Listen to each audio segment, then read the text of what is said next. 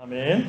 한 번 더 애통하는 자는 시작. 애통하는 자는 복이 있나니 그들이 위로를 받을 것이며. 아멘.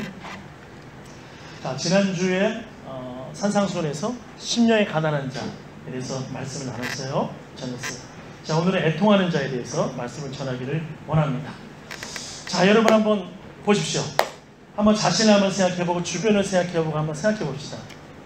여러분, 인생의 아픔과 슬픔을 가지고 있지 않은 사람이 있을까요? 아무도 없을 거예요. 인생의 문제들을, 슬픔을, 심연의 그 깊은 곳에 그 슬픔들을 누구나가 다 가지고 있을 겁니다. 그렇죠? 예. 저는 이 생각을 해봤어요. 아기들이 태어날 때 얼마나 부모님들이 좋아해요. 할아버지 할머니가 얼마나 좋아해요. 와, 너무 행복하고 좋잖아요. 근데 아기들이 울면서 태어나는 걸 가만히 생각해보니까 앞으로 울 일이 많겠구나. 인생이 이런 것이겠구나. 또 이 생각이 들기도 해요. 애기들이 만약에 웃으면서만 태어날 때부터 그 웃을 일이 많을 텐데, 인생의 그 본래 삶이라는 것은, 그 내용이라는 것은 울 일이 많다는 것을 보여주는 것이 아닌가 하는 생각을 해봐요. 여러분, 아무리 웃음이 많은 사람이라 할지라도요, 사실 마음속에 깊이 감춰져 있는 그러한 슬픔들이 있을 수 있다는 것이죠. 행여나 남이 볼까봐, 남이 알까봐, 그래서 오히려 감추기 위해서 더 정말 웃음을 보여주지 않았을까 하는 생각도 해보기도 합니다.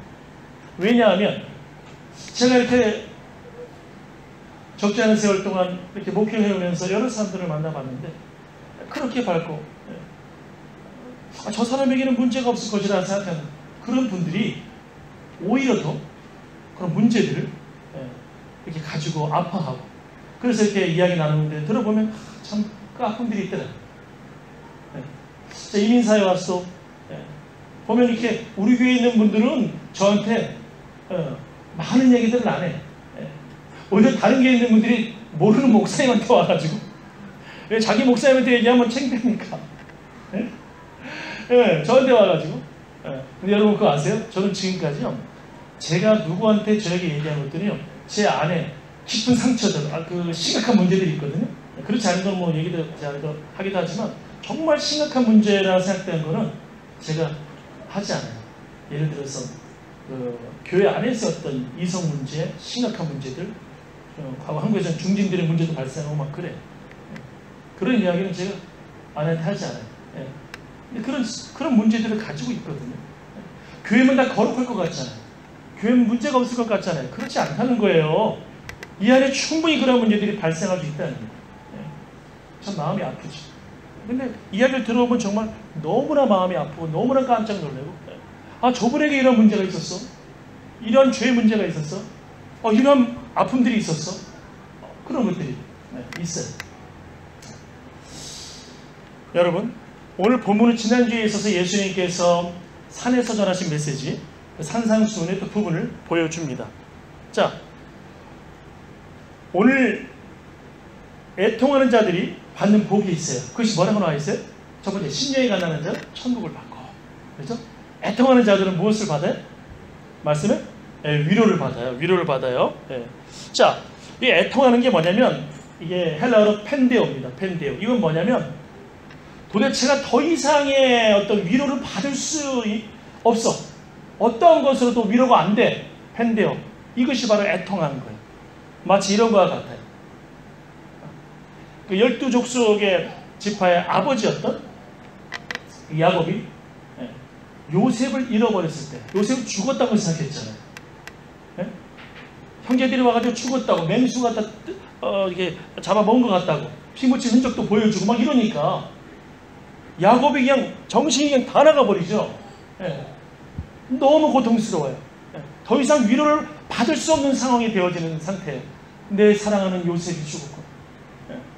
이 상태가 바로 펜데오입니다. 애통, 슬픔입니다. 고통스러운 거예요. 자, 12아들 중에 다른 아들도 아니고 이 아들. 뭐 자식을 다 사랑하겠지만, 그러나 요셉에 대한 야곱의 사랑은, 이건 정말 엄청난 사랑이었거든요. 요셉은 보통 사람이 아니에요. 제가 보니까. 하나님 한 분을 죽도록 사랑하고 한 여자를 죽도록 사랑하고 한 아들까지도 죽도록 사랑하고 뭐 이런 사람이 요셉입니다. 예? 보통 사람이 아니에요. 라헬을 죽도록 사랑했던 사람. 예? 정말 생명 바쳐서 7년은 그냥 노예같이 삼촌 집에서 그냥 종같이 지내가지고 7년 동안 그래가지고 라헬을 얻으려고 했던 사람이 야곱입니다. 그러고 나서 속은 나중에 속았어. 첫날 밤에 들어갔더니 세상에 라헬인 줄 알았더니 라헬이 아닌 거예요. 속았어. 그 분노. 그렇지만 그럼에도 불구하고 이제 그 라헬을 얻기만 하면 다 되니까 자 7년 동안 더 봉사를 해줍니다. 뭐 이 정도로 한 여자를 사랑했던 사람이 바로 이 야곱입니다. 야곱. 대단하죠? 대단한 사람. 근데 야곱이 라헬이 죽으니까 가장 정말 라헬을 닮고 사랑스러운 라헬과 자기 사이에서 태어난 요셉을 너무너무 사랑합니다. 목숨같이 사랑합니다. 어느 누구와도 형제들하고 비교할 때 정도로 사랑합니다. 항상 다른 아들들은 다 일하러 나갈 때 자기 옆에 두기도 하고 그리고 오히려 관리하기도 하고 좋은 옷을 입혀주고 이 요셉을 잃어버렸다는 것 자체는 자신의 생명보다 소중한 걸 잃어버린 더 이상 위로받을 수 있는 상황이 아닌 상태. 여러분 이렇게 요셉을 사랑해요. 그러니까 펜데오는 바로 이거예요. 이렇게 애통하고 슬픈 거. 예? 그런데 예수님이 뭐라고 말씀하시냐면 바로 이렇게 애통하는 자들이 어떻게 위로를 받을 것이다. 이 말씀하시는 거예요. 예? 그렇다면 애통하는 게 누구냐? 우리가 본문에서 좀 나눠볼 필요가 있는데 첫 번째 같이 한번 잠깐 볼까요? 같이 보겠습니다. 첫 번째 애통하는 자는 같이 읽어보겠습니다. 예, 같이 읽어볼까요? 시작. 애통하는 자는 여러분 2000여 년 전에 예수님께서 유대 땅에서 복음을 전하실 때 그 상황이 어떤 상황일까요? 여러분 어떤 상황이라고 생각하세요? 유대인들이 아주 즐겁고 행복하고 문제가 다 해결되고 편안하고 뭐 이런 상황이었을까요? 전혀 그렇지 않았다는 거예요. 전혀 그렇지 않아요. 지금 이스라엘 유대는 지금 로마의 식민지 생활을 하고 있습니다. 여러분 식민지 생활이라는 게 얼마나 힘든지 몰라요. 너무너무 고통스러운 것이죠. 우리 그 할아버지 세대들, 아버님 세대 어린 시절을 일제시대를 보내신 분들인데 또 그 이전의 세대들 얼마나 고통을 받는지 몰라요. 언어도 사용할 수 없어요. 언어도. 그리고 수많은 고통들.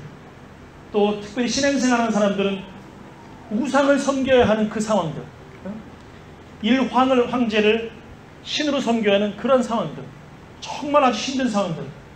가지고 있는 곡식들은 다 빼앗겨야 되는 상황들.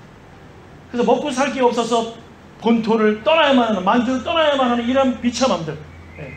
그러니까 너무나 비참한 상황들. 유대 땅에 살았던 사람들도 마찬가지입니다. 너무너무 고통스러운 상황인 거예요. 그 배너라고 하는 영화를 보셨나요? 여기 영화를 보면은 이 유다 배너인가요? 이 배너가 그래도 부유층이에요. 그리고 로마의 장교를 친구로 뒀어요.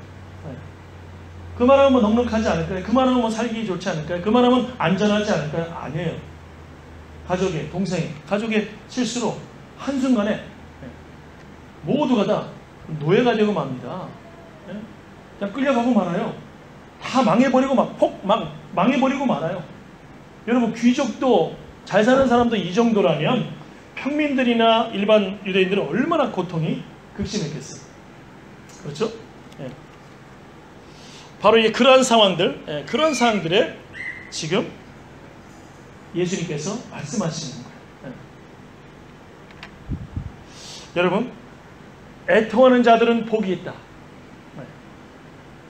다시 말해서 여러분, 지금 이 말씀을 듣고 있는 제자들, 그리고 무리들, 유대인들, 정말 그 애통함 가운데 있는 자들이 바로 복이 있고 위로를 받을 것이다. 이것처럼 복음이 어디 있습니까? 이건 정말 복음이죠. 여러분 내가 지금 애통하고 있는데 그래 더 슬퍼라, 더 고통스러워라, 이러면 얼마나 이게 무슨 위로가 되겠어요. 그러나 정말 예수님께서 정말 슬픔이 있는 곳에 하나님이 위로하실 것이다. 예수님 말씀이라면 여러분 얼마나 위로가 되겠습니까? 그런데 정말 예수님은 그 말씀을 공생애 동안에 보여주셨어요. 이 말씀이 사실이라는 것을 보여주셨어요. 여러분 예수님이 왜 위대하시냐면 예수님은 그 말씀하신 것을 예수님은 그대로 보여주세요. 예수님은 그 말씀하신 그대로를 삶에서 정확한 적용으로 보여주세요. 여러분 보세요. 사복음서를 통해서 얼마나 슬픔이 많은 사람들이 많았어요. 여러분 그 당시에 질병이 많은 사람들, 성경 보면 질병이 많은 사람들 예수님이 치유하시잖아요. 근데 이것은 무엇을 보여주냐면 그만큼 그 당시에는 조그만 병도 고칠 수가 없어요. 가장 큰 고통이, 슬픔이 병이에요, 병. 지금 우리는 조금 병이 있으면 웬만한 병들은, 글쎄요, 제가 보기에는 절반 이상은, 아니 60% 이상은 암도 뭐 1기, 초기, 심지어 중기, 초기, 웬만하면 다 의사들이 고치더라고요. 제가 한국에 있을 때 지방에 있는 어떤 그 병원 원장님도 그러시더라고요. 그분이 수술을 참 잘하시는 분인데, 포항에 있던 분인데, 종합병원 원장이셨어요. 근데 그 얘기 하더라고요. 사람들이 뭘 몰라서 자꾸 서울에 무슨 큰 병원을 가려고 하지, 웬만한 암들은요, 여기서 다 수술하면 고친대요. 그래서 분들이 두려워서 서울을 간다는 거예요. 웬만하면 다 고친다는 거예요. 그렇게 의료시설이 좋고 기술이 좋아졌어요. 그런데 옛날에 예수님 당시에는요, 그냥 웬만한 병을 고치는 게 아니라 웬만한 병 때문에 죽어요. 이것처럼 고통스럽고 슬픔이 없는 거예요. 그래서 예수님께서 그 슬픈 자들을 치유하신 거예요. 이것저것 다 불쌍히 여기신 거예요. 그런데 여전히 역시 지금도 불치고 고칠 수 없는 또 심각한 병들이 있잖아요. 이러한 사람들이야말로 어때요? 정말 불쌍한 자들이죠. 심지어 여러분 생명이 죽어가는 사람도 있어요. 지금도 어떻게 할 수 없는. 예수님이 소녀야 일어나라 탈리타cum. 여러분 또 나인성의 과부의 그 죽은 아들을 장사 지내러 가는데 살려주세요. 죽은 나사로를 살리세요. 무슨 말일까요? 가장 큰 슬픔. 정말 어느 누구도 위로해 줄 수 없는 이 상황. 구체적으로 예수님께서 치유하신 거예요. 애통하는 자에게 위로를 주신 거예요. 여러분 생명을 살리는 것처럼 어느 누구도 위로할 수 없는데 주님이 위로해 주신 사건이 바로 질병을 치유하신 사건이에요. 이렇게 주님은 정말 슬픔이 있는 곳에 치유와 회복을 주시는 분입니다. 예수님께서. 여러분 예수님이 공생애 동안에 가장 큰 관심사는 뭐냐면 율법을 얼마나 잘 지키는가 여기에 관심이 있지 않으셨어요. 무슨 말이냐면 정말 예수님께서 얼마나 애통하고 있느냐 이 사람들을 보시고 그들을 불쌍히 여겨주셨어요. 가장 버림받은 청년. 다른 사람들은 그들이 몸을 팔고 율법을 어긴 것을 봤지만 그 안에 있는 심연 깊은 곳에 있는 그 고통과 자존심의 그 어떤 낮아진 자존심, 자존감에 다 사라져버리는 그 고통, 그 비참함, 주님은 그걸 보신 거예요. 세리들이 저 나쁜 놈, 매국놈, 돈을 다 뜯어가지고 로마에 바치고 자기들도 우리 피를 빨아먹은 나쁜 놈. 그런데 예수님은 그럼에도 불구하고 그들이 가지고 있는 그 자존감이 낮은 그들이 가지고 있는 죄책감, 그들이 가지고 중심에 있는 고통스러움, 멸시받는. 여러분 젤로 땅원들은요 항상 칼을 가지고 다니면서 그러면서 이 세리들을 죽이려고 했습니다. 매국노니까. 젤로 땅원은 독립운동가들이에요. 추정하기에는 가나안인 시몬 예수님의 제자 중에 한 사람은 그 젤로 땅원으로 추정을 해요. 그러니까 마태 뭐 이런 사람들하고 레위 마태하고 바로 그 젤로 땅원이 같이 제자로 있는 상황이 바로 예수님의 제자들의 상황인 거예요. 상황 자체가. 네? 그 정도로 분노로 가득 차 있는. 그럼에도 불구하고 예수님께서는 무엇을 봤냐면 그들 안에 있는 그 슬픔과 고통 그걸 봤던 거예요. 예수님께서.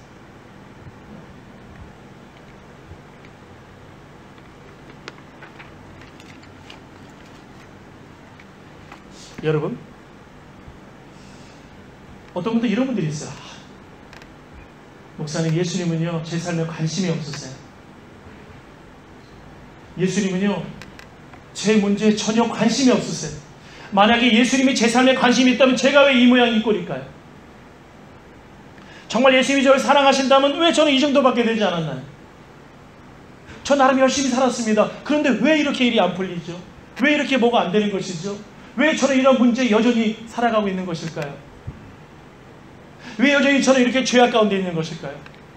왜 여전히 저는 이렇게 상처만 있는 이 삶을 살아갈 수밖에 없는 것일까요? 전혀 앞이 보이지 않는데.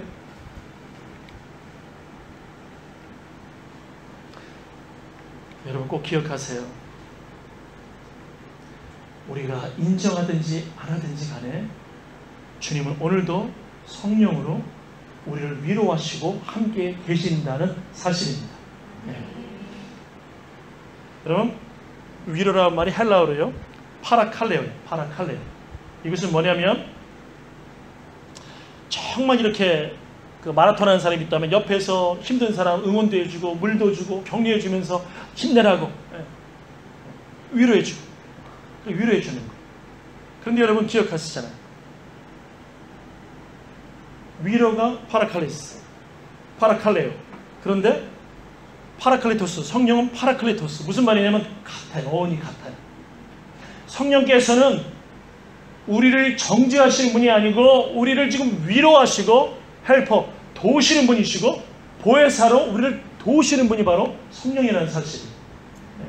많은 사람들은 성령에 대해서 굉장히 잘못 이해하는 것들이 많이 있어요. 어떤 성령이 그 에너지, 파워, 능력, 우리가 생각하는 어떤 신비적인 은사, 그걸 나타내면 성령이 함께 하셨다 생각하는데, 여러분 오히려 그곳에 성령이 역사한 게 많을 수 있지만 성령이 역사하지 않은 위험한 상황이 많을 수 있다는 사실을 기억하십시오. 조심하세요. 그것은 성령이 역사하는 것 중에 하나의 부분을 보여준 것이 전체가 아니라는 거예요. 전체가. 오히려 성령의 역사는요, 정말 놀라운 열매들로 나아가고 있어요. 9가지 성령의 열매 나아가고 있다는 거예요. 그 열매를 봤을 때 우리가 성령이 함께 하셨다 볼 수 있는 것이죠. 에너지나 능력이 나타난다고 해서 그것을 단순하게 성령으로 볼 수 없다는 거예요. 그런데 더 놀라운 건 뭐냐면 성령은요, 그 이름 그대로 보혜사, 예수님이 말씀하신 게 돕는 분이라는 거예요. 위로자라는 거예요. 우리를 계속해서 위로해 주시는 분이라는 거예요. 내 곁에 계시다는 거예요. 또 다른 보혜사를 보낸다. 다른 보혜사를 보낸다. 예수님 대신 보낸다. 보내시다는 건 무슨 말이에요? 우리 곁에 계시다는 거예요. 누구로? 위로자로, 돕는 자로 계시다는 거예요. 성령께서. 그런데 여러분 그거 아세요? 성령님이, 예수 그리스도의 영이 우리에게 주시는 위로와 돕는 것, 위로는 우리의 그 애통함을 전혀 0.001%도 남김없이 100% 위로하시고 책임질 수 있는 위로라는 거예요. 이것을 믿으시기 바랍니다. 믿음은 다른 게 아니에요. 우리가 그냥 믿습니다 기도를 100번 이렇게 하는 그게 아니라 내가 그대로 받아들이는 거예요. 내가 받아들이는 거예요. 성령이 나를 위로하고 계십니다. 내가 지금 이 문제가 지금 풀리지 않았지만, 지금 나의 상황이 정말 안 좋지만, 나의 상황이 정말 지금 해결이 안 되고 있지만, 그럼에도 불구하고 성령께서는 위로자로, 보혜사로 나와 함께 하신다. 그러면 놀라운 일이 생겨요. 성령이 주시는 자유함, 성령이 주시는 평안함이 나를 다스리기 시작해요. 이거 굉장히 중요한 겁니다. 그 믿음을 가지면 자유하게 되어져요. 그 믿음을 가지게 되어지면 평안함이 밀려와요. 이러기 전까지는 쉽지 않아요. 다시 말씀드립니다. 주님의 위로는 우리의 모든 죽어있는 것들을 살릴 정도로 완전하신 위로라는 거예요. 바로 그 예수님이 죽은 자들을 살리신 그 사건들은 바로 우리를 완전하게 위로하시는 예수 그리스도의 능력을, 은혜를, 위로를 보여주시는 거예요. 자, 그런데 묻고 싶어요. 이게 중요해요. 뭘 묻고 싶냐면, 정말로 우리가 정말 그 애통함을 가지고 있는가? 네? 그 애통함을 정말 가지고 있으신가요? 네. 여러분, 나를 돌이켜보세요 한번. 주님, 내 문제는 이렇게 왜 안 풀리죠? 나는 왜 이렇게 되죠? 이런 질문을 많이 던지고 있으면서도 여전히 우리는 어떤 다른 것 때문에 위로가 되고, 여전히 우리 다른 것 때문에 조금 여유가 생기고, 여전히 우리 다른 것 때문에 주님을 덜 찾게 되어지는 그 어떤 것이 있지 않을까요? 여러분, 만약에 그렇다면 내 삶의 불완전한 주님의 위로라고 생각하는 그런 것들은 바로 원인은 나에게 있다는 거예요. 여러분, 주님 앞에 정말 내가 완전히 나 위로받을 것이 없어요. 어떤 것으로 위로가 되지 않아요. 여러분, 주님밖에 없어요. 그 상황이 되어지면 비로소 그때야 완벽하게 위로하시고 회복시키시는 성령님이 보이는 거예요. 그때. 그러니까 주님의 잘못이 전혀 아니에요. 주님의 잘못 전혀 아니에요. 그 문제는 나에게 있었다. 내가 정말 애통하는다. 그런데 여러분 기억하세요. 애통하는 자는 분명히 위로를 받습니다. 세상의 위로가 아니에요. 예수 그리스도가 주신 위로예요. 이 위로를 받아요. 이 위로. 네. 이게 너무 좋은 거예요. 이게. 네. 자, 두 번째 한번 같이 볼까요? 자, 애통하는 자는 누구인지 같이 봅시다. 시작. 애통하는 자는 여러분 제가 물어볼게요. 죄 중에서 가장 심각한 죄가 뭘 것 같아요? 죄 중에서 가장 심각한 죄, 가장 무서운 죄가 무엇일까요?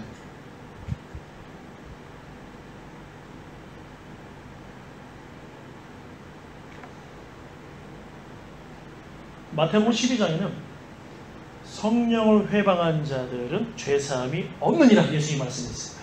예수님이 무섭죠? 네? 다른 거 다 용서받는데 성령을 회방하면 죄를 용서받지 못한다. 무서운 예수님의 말씀입니다.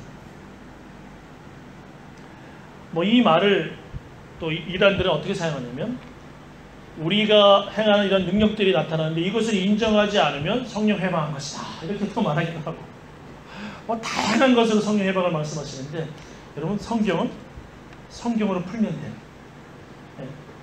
유일하게 구원받지 못하는 죄가 뭐예요? 유일하게 구원받지 못하는 죄가 뭐예요? 예수님을 진실로 믿지 않는 거예요. 예수님을 믿지 않는 죄가 구원받지 못하는 유일한 죄예요. 성경에서. 무슨 말이냐면 성령을 회방하는 건 성령은 계속해서 우리의 마음을 두드리세요. 문 밖에 서서 두드리노니 예수님이 계속 요한계시록 3장 말씀처럼 두드리세요. 그런데 예수님을 거부해요. 성령을 거부해요. 계속 믿음을 거부해요. 결국 예수를 못 믿게 되어져요. 어때요? 구원받지 못해요. 근데 예수를 못 믿는 죄는 한 가지더라고요. 무슨 말이냐면 내가 정말 죄인인 걸 인정 안 해요. 내가 정말 죄인인 걸 인정하면 예수님 믿어요. 근데 내가 죄인인 게 인정이 안 돼요. 무슨 말이냐면 죄인이라 할지라도 나는 상대적으로 누구 다른 부류의 사람들보다 나는 죄인이 아니야. 죄 인정 안 하는 거예요. 네. 그래서 예수를 받아들이지 못해요. 세상에 정말 얼마나 나쁜 놈들이 많습니까? 때로는 막 화가 날 때가 있어요. 막 그냥 매스컴을 보고 막 이렇게 보면 정말 너무 화가 날 때가 많아요. 네? 막 정치가들, 경제인들, 또 여러 사람들, 심지어 교회 안에 있는 사람들, 지도자들 막 그래요. 그런데 여러분 그러한 것들 때문에 내 죄를 보지 못한다면 이것이 가장 큰 심각한 죄. 여러분 하나님 앞에 죄라는 건 뭐냐면 상대적인 게 아니에요. 절대적인 거예요. 하나님과 나 1대1 관계 속에서 내가 죄인이냐 아니냐를 보게 되어지는 거예요. 저 사람은 죄인이 나보다 죄가 너무 많은 것 같아. 이런 나쁜 짓도 많이 하고 저런 짓도 많이 하고 아이고 세상에. 그거 따질 필요 아무것도 없어요. 하나님과 나의 관계. 모든 사람이 죄를 범하였으며 하나님의 영광에 이르지 못하더니 로마서 3장에 있는 말씀은 뭐냐면 하나님의 영광에 이르지 못하더니 모두가 다 죄인인데 하나님 앞에서 나의 모습을 바라보니까 여러분 이거 죄 인정할 수밖에 없는 거예요. 하나님의 영광에 도달할 수 없는 죄인인 거예요. 절대적인 죄. 완전한 거룩이신 하나님 앞에서 여러분 우리가 죄인 아니라고 누가 고백할 수 있습니까? 너무 이 죄 때문에 미치는 거죠. 네? 여러분 이사야 선지자는 죄가 많으면 얼마나 많겠어요. 그 거룩한 이사야 선지자가. 네? 그 하나님 앞에 그 위대하게 쓰임받은 그 선지자가 죄가 많으면 얼마나 많겠냐고요. 근데 그 선지자가 이사야서 6장에 보면 화로다 나는 망하게 되었도다. 예? 하나님을 대면하였도다. 나는 망하게 되었도다. 여러분 정말 거룩하면 거룩한 사람일수록 거룩하신 하나님을 보면 더 내 죄 때문에 미치는 거예요. 여러분. 예. 죄송하지만 내가 내 죄 때문에 미치지 않는다. 여러분 그거는 아직 내가 하나님을 대면하지 못한 거예요. 예? 하나님을 대면해보지 못했어요. 그래서 하나님을 대면하면 대면할수록 내가 죄인됨이 너무 커져가지고 그래서 내 구원이 커지는 거예요. 큰 구원을 이루라. 구원이 커져. 여러분 구원이 커진다는 거 아세요? 네? 내가 누리는 구원이 커지는 거예요. 누리는 구원이. 그렇게 되어지는 거예요. 네?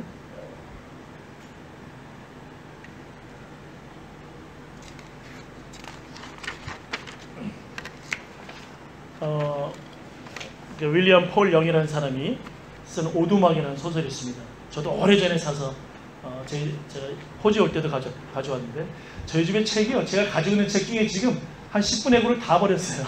이사 오면서 몇 번 이사하면서 아이고 한국에서 여기 올 때 책은 꼭 가져가야지. 그리고 제가 다 가져왔거든요.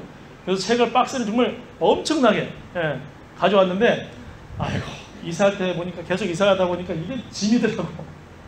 그래서 계속 다 버리고 주석도 그냥 얼마나 많았는지 몰랐는데 다 버렸어요. 왜냐하면 요즘에는 USB에 다 들어가더라고. 아 옛날에 나왔어야 되는데 그게 그러면 이민 올 때 이거 다 안 가져와도 되는데 아니 세상에 그 많던 주석들로 야 이 귀한 거 또 저희 어머니가 또 저 사주신 거 막 그런 것들 다 있어요. 이제 목회하니까 아 그 많은 거를 세상에 지금은 USB에 다 들어가 그게 이만한 양들이 그냥 뭐 10종류가 다 들어가요. 참 이런 시대를 살아가고 있어요. 근데 이 책은 제가 참 귀해서 지금까지 버리지 않고 제 꼴에 있습니다. 오두막. 그런데 이 내용인지 길에 살인범이 있어요. 아주 흉악한 살인범이 오두막에서 단란했던 가정 그 아빠의 딸을 죽입니다. 처참하게 죽여요. 아빠는 신앙을 가진 사람이에요. 흔들리기 시작합니다. 너무 고통스러워.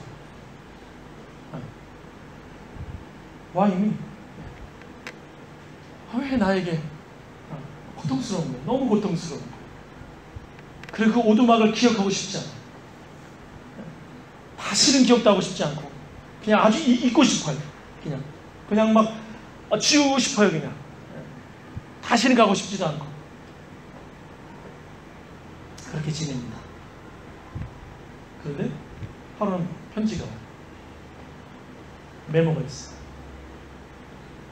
하나님으로부터 온 메모예요. 이 소설입니다. 그런데 보니까 만남의 장소가 어디냐면 하나님 오두막에서 만나자. 여러분 어떻게 하면 좋아요?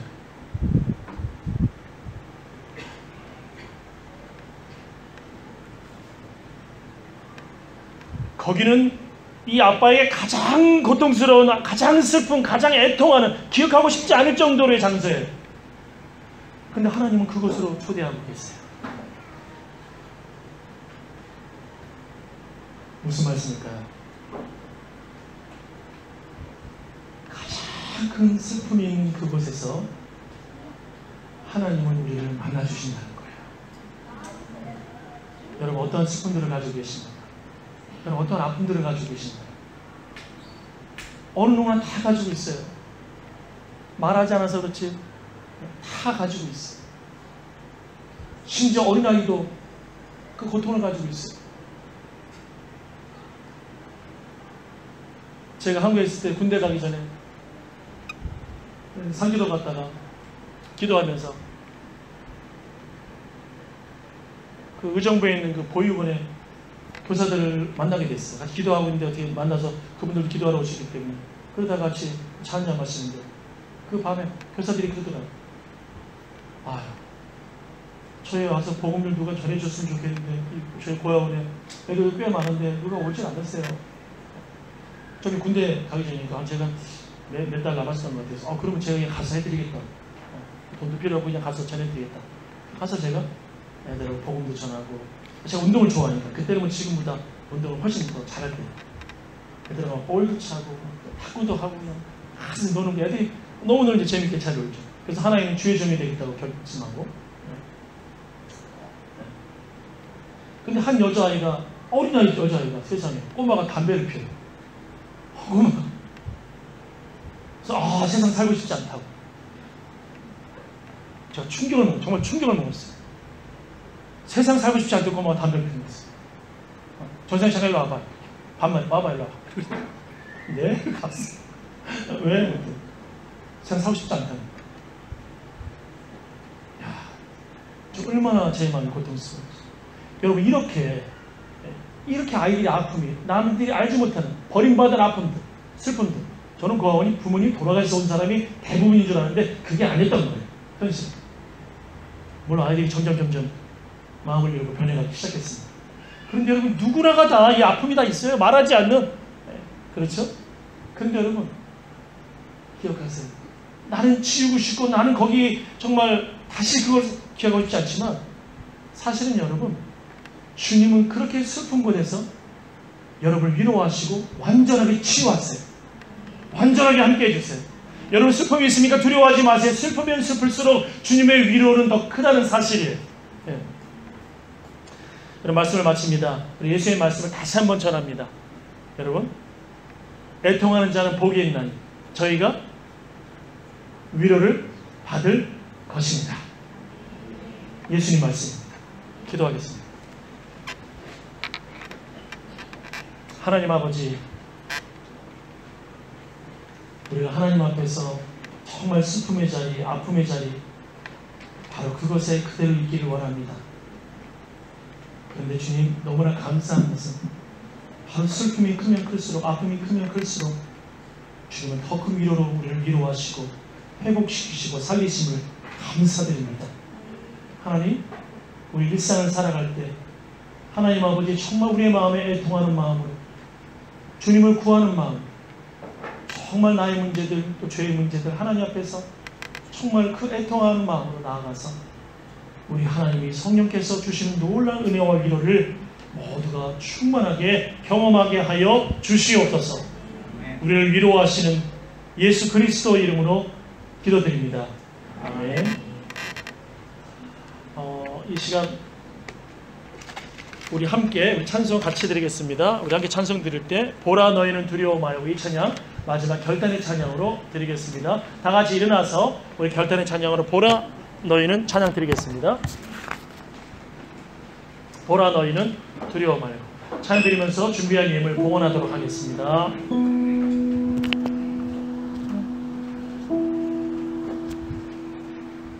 주베이지